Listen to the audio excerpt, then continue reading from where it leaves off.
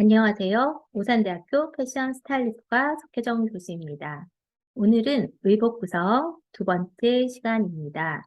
선행학습 두 번째 시간입니다. 오늘은 스커트 원형과 인체와의 관계에 대해서 살펴보도록 하겠습니다. 네, 그럼 PPT 공유하도록 하겠습니다.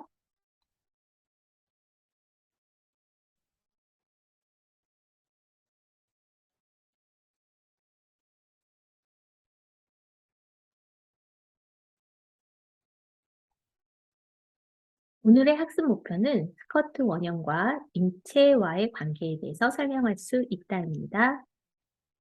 스커트 원형과 인체와의 관계. 제가 질문을 네 가지를 준비했습니다. 이 네 가지에 대한 답을 얘기하면서 설명을 하도록 할게요. 첫 번째, 허리 둘레와 엉덩이 둘레의 차이를 해결하는 방법은? 네, 지난번에도 말씀드렸지만 당연히 여성의 경우에는 허리와 엉덩이가 차이가 납니다. 네, 당연히 허리가 좀 많이 작겠죠. 엉덩이가 훨씬 크고요. 보통 옷 사이즈의 경우, 네, 엉덩이 둘레가 한 92cm 정도 되고요. 그 다음에 허리 둘레는 한 66cm 정도 되는 것 같아요. 그러면 대략 한 26cm 정도의 차이가 나는데요. 이 26cm의 차이를 어떻게 해결을 하냐 하면 첫 번째 방법은 옆선을 줄여서 해결을 합니다. 지금 보시면 이 패턴에서 보시면 이 부분이 엉덩이 둘레고요. 이 부분이 허리 둘레입니다. 여기서 보시면 엉덩이 둘레에서 그 직선으로 올라가는 것이 아니라 사선으로 올라갑니다.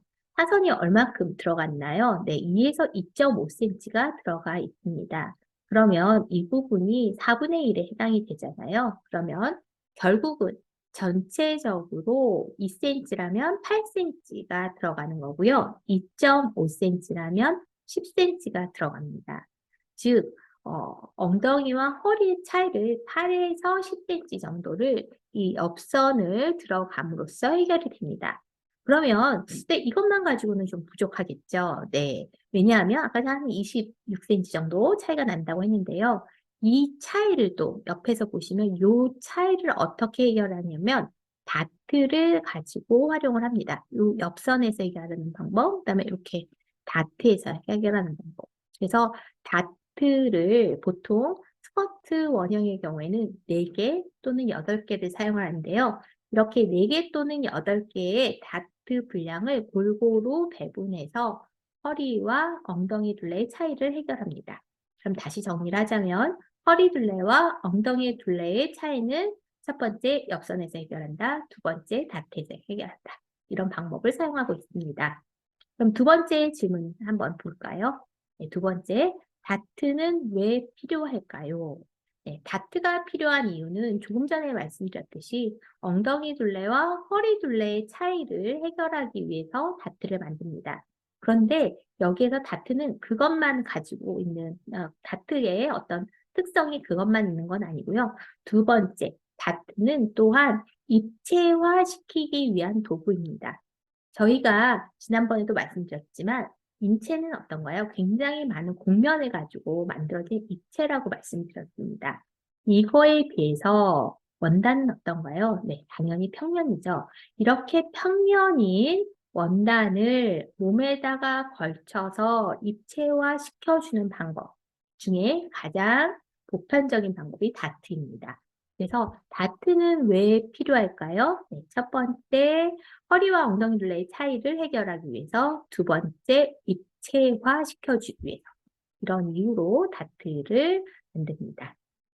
네, 세 번째, 앞허리 다트와 뒤허리 다트 길이의 차이가 날까요? 네, 차이가 납니다. 네, 얼마 정도 날까요? 뭐 패턴에 따라 좀 다르겠지만 약 한 5에서 한 7cm, 8cm 정도도 납니다. 그럼 왜 이런 차이가 날까요?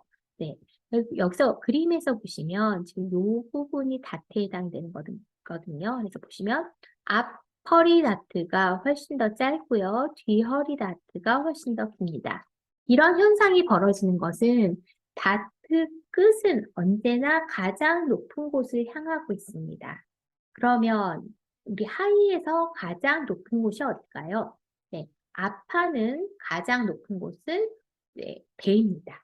이거에 비해서 뒷판은 네, 엉덩이 둘레이죠. 엉덩이 돌출점 있는 부분. 그래서 앞판은 배 돌출점을 향해서 가고 있고요. 뒷판은 엉덩이 돌출점을 향해서 가고 있는데요. 당연히 배가 이 정도 높이에 있으면 엉덩이는 훨씬 더 아래에 처져 있습니다. 그렇기 때문에 앞 허리 다트가 여기에 끝이 난다면 뒤는 훨씬 더 밑으로 처져 있습니다. 그래서 뒤 허리 다트가 앞허리 다트보다 훨씬 더 깁니다. 네, 그럼 다시 정리해 보자면 길이의 차이가 날까요? 네, 길이의 차이가 나고요. 어디가 더 길죠? 네, 뒤 허리 다트가 더 깁니다. 왜 길죠? 엉덩이 돌출점이 훨씬 더 아래에 있기 때문입니다. 뭐보다? 배 돌출점보다. 네, 이렇게 해서 세 번째 문제도 해결을 했고요. 마지막 네 번째, 뒤 허리 다트와 앞 허리의 높이는 다를까요? 네, 다릅니다. 그럼 갑자기 여러분들 지난 시간에 제가 계측을 여러분 했었잖아요. 계측을 할 때 고무 밴드로 허리 둘레를 이렇게 묶으라고 할 때 어떻게 했냐면 바닥에 수평이 되게 하라고 했습니다. 그렇다면 결국은 이거는 같은 높이 선상이라고 볼 수 있는데요. 저희가 계측을 할 때는 그렇게 하지만 실제로는 저희 인체를 살펴보면 뒤허리와 앞허리의 높이가 다릅니다.